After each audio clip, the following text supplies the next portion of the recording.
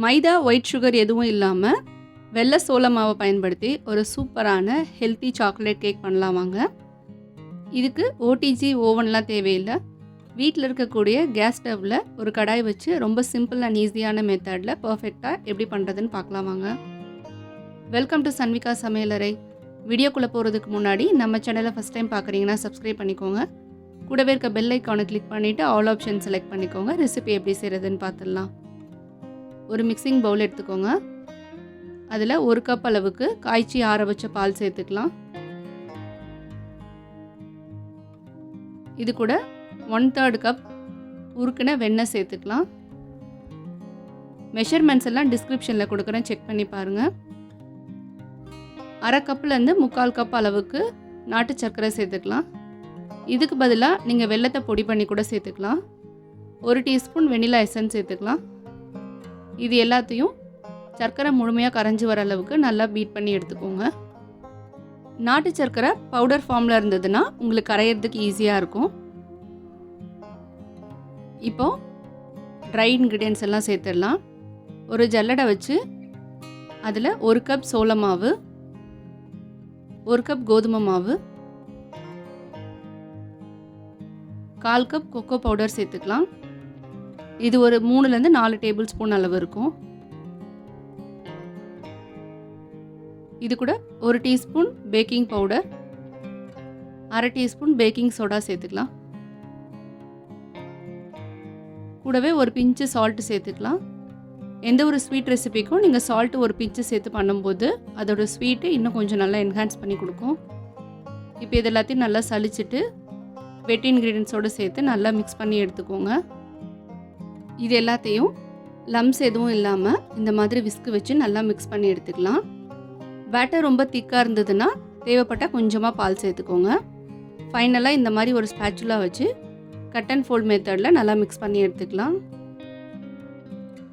இப்போ ரெடி பண்ணி வச்சுருக்க பேட்டரை கேக் டின்னில் பட்டர் பேப்பர் சேர்த்து லைட்டாக ஆயிலில் க்ரீஸ் பண்ணி வச்சுருக்கேன், இதில் ஆட் பண்ணிக்கலாம்.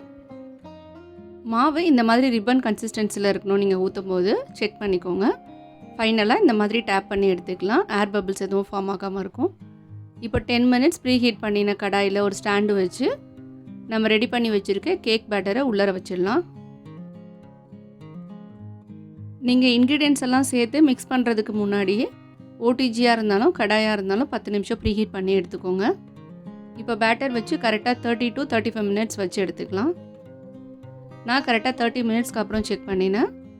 மாவு இந்த அளவுக்கு நல்லா வெந்து வந்துட்டு கேக் ரெடி ஆகிடுச்சு. செக் பண்ணுறதுக்கு ஒரு நைஃப் இல்லைன்னா இந்த மாதிரி டூத் ஸ்டிக் வச்சு வெந்துடுச்சான்னு செக் பண்ணிக்கோங்க. இப்போ இதை நல்லா ஆற வச்சு எடுத்துக்கோங்க. ஒரு 1 hour நல்லா ஆறினதும் அதுக்கப்புறமா டின்லேருந்து அன்மோல்ட் பண்ணி எடுத்துக்கலாம். இப்போ ஒரு பிளேட் வச்சு இந்த மாதிரி எடுத்திங்கன்னா டின்லேருந்து ஒட்டாமல் நல்லா சூப்பராக வரும். உங்கள்கிட்ட ஸ்மால் சைஸ் கேக் டின் இருந்ததுன்னா நீங்கள் அதை யூஸ் பண்ணுங்கள். கேக் நல்லா இன்னும் ஹைட்டாக கிடைக்கும். என்கிட்ட இந்த டின் இருந்ததுனால நான் இது தான் யூஸ் பண்ணினேன். இப்போ கேக்கு இந்த அளவுக்கு நல்லா ஆறி வந்திருக்கு. தொட்டு பார்த்திங்கன்னா நல்லா ஸ்பான்ச்சியாக இருக்கும். இப்போ இது மேலே சாக்லேட் கனாஷ் ஆட் பண்ண போகிறேன். அதுக்கு கேக்கில் இந்த மாதிரி சின்ன சின்னதாக ஹோல்ஸ் போட்டுக்கலாம். இப்போ ரெடி பண்ணி வச்சுருக்க சாக்லேட் கனாஷை இதில் ஊற்றி நல்லா கேக்கில் ஸ்ப்ரெட் பண்ணி எடுத்துக்கோங்க. ஒரு நைஃப் இல்லைனா ஸ்பூன் வச்சு இந்த மாதிரி நல்லா ஸ்ப்ரெட் பண்ணி எடுத்துக்கலாம். இது மாதிரி பண்ணும்போது நம்ம போட்டிருக்க ஹோல்ஸ்லாம் சாக்லேட் சிரப் இறங்கி நல்லா டேஸ்டியாக இருக்கும். அவ்வளோதான், நம்மளோட சூப்பரான சோள மாவில் ரெடி பண்ண நல்லா பஞ்சு போல் சாக்லேட் கேக் ரெடி. இப்போ இதை கட் பண்ணி சர்வ் பண்ணிடலாம். நைஃப் வச்சிங்கன்னா நல்லா சூப்பராக சாஃப்டாக இறங்கும். ஹெல்த்தியான மெத்தடில் கேக் ரெசிபி தேடிட்டு இருந்தீங்கன்னா இந்த ரெசிபியை மிஸ் பண்ணாமல் ட்ரை பண்ணி பாருங்கள். அவ்வளோதான், நம்மளோட சூப்பரான எம்மி சாக்லேட் கேக் ரெடி ஆகிடுச்சு. மைதா சுகர் எதுவும் இல்லாமல் ஹெல்த்தியாக இது மாதிரி ட்ரை பண்ணி பாருங்கள். இதே மாதிரி இன்ட்ரெஸ்டிங் அண்ட் ஈஸியான ரெசிபீஸ்லாம் பார்க்குறதுக்கு நம்ம சேனலை மறக்காமல் சப்ஸ்கிரைப் பண்ணிக்கோங்க. வீடியோ பிடிச்சிருந்தா லைக் பண்ண மறக்காதீங்க. கண்டிப்பாக ஷேர் பண்ணுங்கள். அடுத்து ஒரு இன்ட்ரெஸ்டிங் அண்ட் ஈஸியான ரெசிபீஸோடு மீட் பண்ணலாம்.